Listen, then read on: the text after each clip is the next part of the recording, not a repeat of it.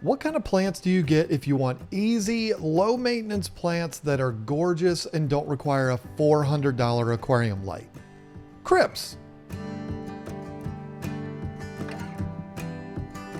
If I was to say the word cryptocorn over and over throughout this video, you'd probably want to bash your head against the wall. So to save you the needless head trauma, I'll be referring to them as Crips for the remainder of the time we spend together today. You're welcome. Crips are one of the most common and sought after plants in the aquarium hobby, and the reasons are simple. It's everything I said in the intro. They're for the most part easy to keep, so even beginner fish keepers won't have any problems, with only a couple exceptions, like the pink flamingo. They're super low maintenance, so you're not going to need to get in there and trim them back to keep them at bay. Just remove the yellow leaves that may die off from time to time and let them do their thing. You also aren't going to need one of those super high-end, ridiculously expensive lights to keep them. Will those lights hurt them? Not necessarily, but they're not required, so you can probably keep them with the light you already have. And, most importantly, they're absolutely gorgeous plants that'll instantly transform your tank from dull and boring to something you'd be proud to show off to your friends. With all that said, they're not perfect, so in this video, I'm going to share with you the ins and outs of Crips, show you the different types and how those should be placed in your aquarium, and then of course, tell you where to buy them. So sit back, relax, and pay attention. We got a lot to cover. I already talked about all the good things about Crips, so let's get into some of the negatives, and don't worry, there isn't much. The first thing, of course, is the dreaded Crip Melt that you've probably already heard of. Let me explain what it is, why it happens, and what, if anything, there is you can do about it. The story starts like this. You go to your local fish store or your favorite website like keepfishkeeping.com, and they have an amazing assortment of Crips that just came in from the nursery. The plants are full, brightly colored, and look amazing, so you pick up like 4 or 5 of them. You bring them home, plant them in your substrate, and step back and admire how amazing your tank looks. But after a week, you look at it and think, something's off here. The leaves start to droop down like they're sad, and some of them even start to lose their color. Then after a few more days, they're almost all completely yellow and disintegrating. This is when the rage sets in, because you're thinking you were sold a bunch of bad plants, and you gear up to put in that 1-star review. Well, not so fast. This is called Crip Melt. It's not as common as some people like to describe it as, but it does happen sometimes. The key here is to not panic. Understand what's happening and know how to deal with it. You see, almost 100% of the nurseries around the world that supply the aquarium hobby grow their plants immersed, which means the roots of the plants are down in the water while the bulk of the plant is out. They do this because there's 3 main things that make plants grow: light, CO2, and nutrients in the water. Growing them immersed delivers the nutrients to the roots through the water, gives the stems and leaves access to unlimited CO2, and since the bulk of the plant is out of the water, there's no reflections of the light. They get direct sunlight all day long, 365 days a year. This makes the plants grow fuller, show more color, and most importantly, grow faster, which is the goal of any nursery. Grow them and get them out as fast as possible to keep up with demand. There's only a couple of drawbacks to growing plants this way, and the first is some plants like Wisteria and Rotala take on a completely different form when they're immersed. This doesn't apply to Crips though, so we're not really going to spend any time on that, but the other issue is the plant's adaptation to being fully submerged. This conversion from immersed to submerged for some plants like Anubias is a breeze, and you almost don't even realize it's happening, while others like Crips might, and yes, I said might, struggle a little to get on track. So when you see that Crip melting, don't freak out and rip it out of the tank. Just clip off the dead melted leaves and leave it alone. Trust me, within a few weeks you'll find new leaves popping up and the plant will absolutely take off. Another thing to note about Crips is they can be a little stubborn when it comes to moving them around. You might buy some Crips from a friend that have been fully submerged for a really long time, you put them in your tank and they still melt. Well, this is another scenario where the best thing to do is not panic and handle it the exact same way you would if the plant was new. You can even move a crypt from one end of your tank to the other side and see a little melting. It's because crypts settle in and adapt to their environment, and once they do, they start to thrive. Well, when you move them, you're disrupting that and causing them to start that process all over again and adapt to their new surroundings. One of the best things you can do for any crypts is plant them, let them adapt, and leave them alone. Now let's talk about the common types of crypts you'll find in the hobby, starting with the most common, which is Wenty.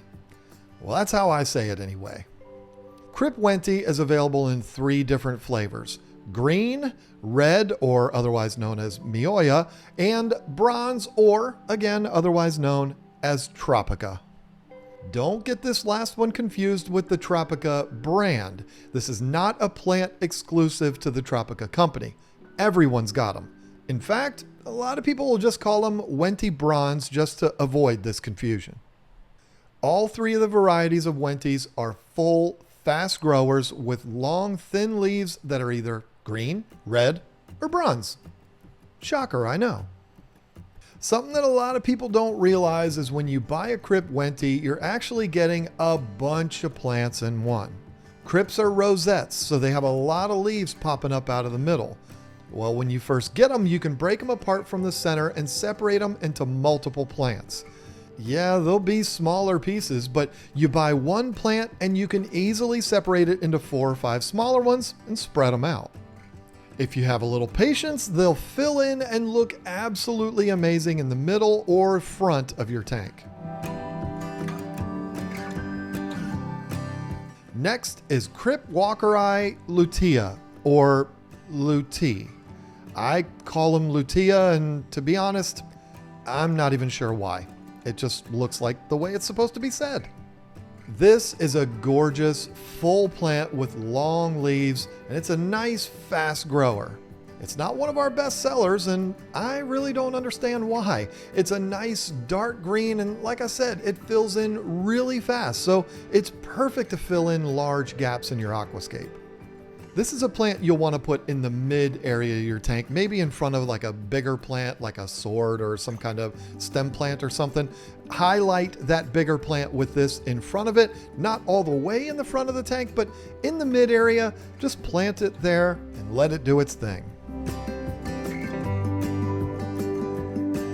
Crip undulata, or the easier name Crip Broadleaf, is another one of the larger crips that has an interesting brownish greenish color.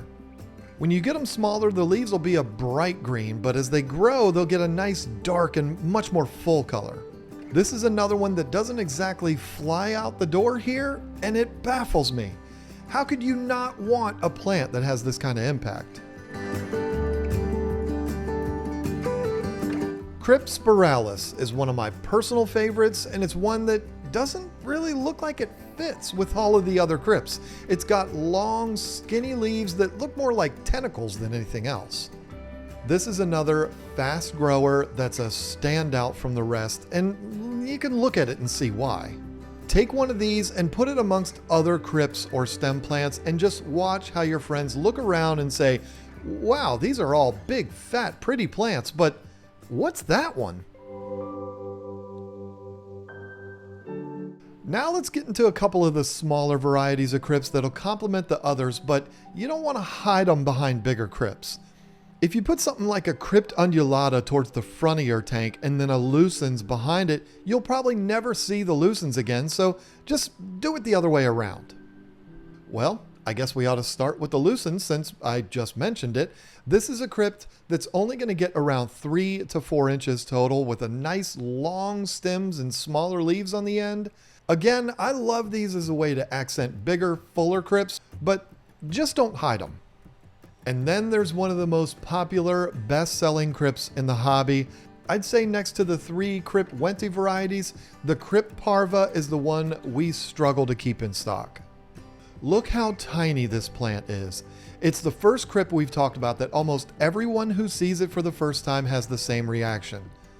Aww, that's the cutest plant I've ever seen. Crip Parva's small. It's small when you get it, and it's going to stay that way. But that's what makes it so popular.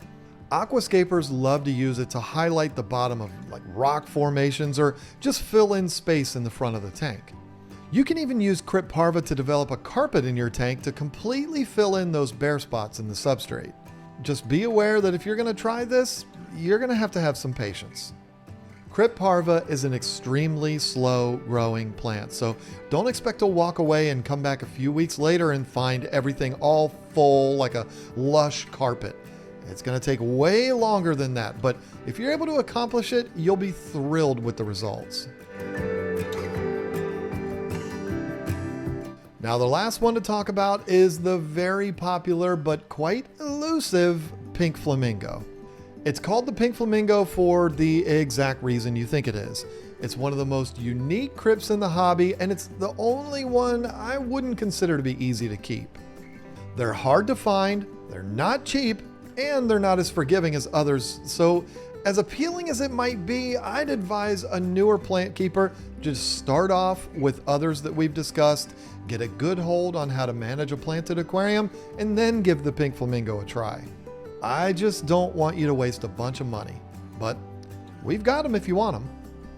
In fact, all the Crips we've discussed here are available on keepfishkeeping.com. Head over there, grab as many as you want, and we'll get them right out to you. I hope this has helped you out with your Crip journey, and I look forward to talking to you again soon. Bye!